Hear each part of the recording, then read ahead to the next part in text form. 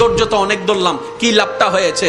ধৈর্য তো অনেক ধরলাম, কি আমার উপকার হয়েছে? সহ্য করে কি জীবন যাবে নাকি? আপনার মনে প্রশ্ন যখন আসবে আপনি বুঝে নেবেন এটা আপনার মনের প্রশ্ন নয়, এটা শয়তানের প্রশ্ন আপনার মনের মধ্যে ঢুকাই দিচ্ছে, যেন আপনি অধৈর্য হয়ে আঘাত করে ফেলেন। কারণ মিস্টার শয়তান ভালো করে জানে আল্লাহকে পাওয়াই হচ্ছে বান্দার কাজ, আর আল্লাহকে পাওয়ার জন্য বান্দার যতগুলা কাজ আছে সবচাইতে হাই লেভেলের অন্যতম একটা কাজের নাম হচ্ছে ধৈর্য।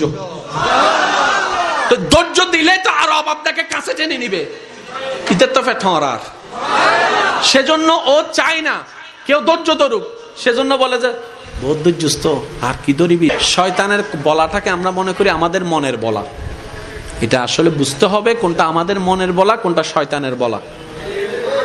এবার আপনি শয়তানের কথাটা শুনে ছোট ভাইরে দইলা কলার সাইড দইলা মাইরা দিয়েছেন, নাক একটা ফাটাই দিয়েছেন। কার কথা শুনে? জোরে বলতে হবে, কার কথা শুনে? তাহলে দোষীকে শয়তান, দোষীকে। এবার যখন আপনার হাটাজারির পুলিশ আসলো, পুলিশ এসে যখন আপনাকে গ্রেফতার করতে চাচ্ছে, আপনি বলবেন যে স্যার আমার কোনো দোষ নাই, উইতে দোষ কার? শয়তান হবু দাঁড়িয়ে কি জিরে। আমি কি বুঝাতে পারছি? ঠিক একই ক্যারেক্টারটা শয়তান হাসরের ময়দানেও করবে। আমরা যখন বলবো আল্লাহ নামাজ শয়তানে পড়তে দেয় নাই, শয়তান ডাইরেক্ট উল্টে যাবে। আমি কি বুঝাতে পারছি আমার যুবক ভাইদেরকে কথা? ও একটা দোষও নিবে না, ও বলবে যে আল্লাহ ও আমার কথা শুনবে কেন? তুমি না খাওয়া, ও তো তোমার কথা শোনা দরকার ছিল, আমি তো ওরে খাওয়াই না, ও আমার কথা শুনলো কেন? ডাইরেক্ট পোল্টি মারবে। তো যে পোল্টি মারবে তার দলে যাওয়ার কোনো দরকার। সেজন্য মনে রাখবেন, যেখানেই আপনার বিপদ আসবে মনে রাখবেন ধৈর্য ধরার নিয়ামত আল্লাহ আপনাকে দিচ্ছে। কেন? আল্লাহ আপনাকে গুনাহ মাফ করাতে চাচ্ছে, আল্লাহ আপনাকে জান্নাত দিতে চাচ্ছে, আল্লাহ আপনাকে কাছে টানতে চাচ্ছে।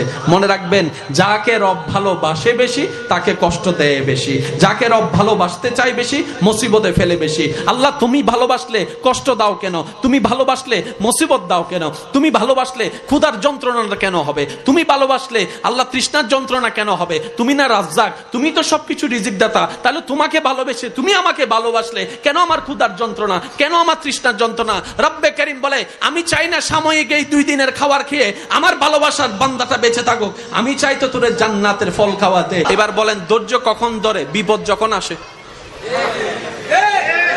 ধৈর্য কখন ধরে? বিপদ কখন আসে? কষ্ট যখন আসে। কষ্টের পরেই বিপদ, বিপদের পরেই ধৈর্য। এবার আমি বলবো আপনারা শুধু আছে না নাই, আপনারা যেটা মন চাই সেটাই বলবেন। এজিদ বাহিনীর কাছে ফানির কষ্ট আছে।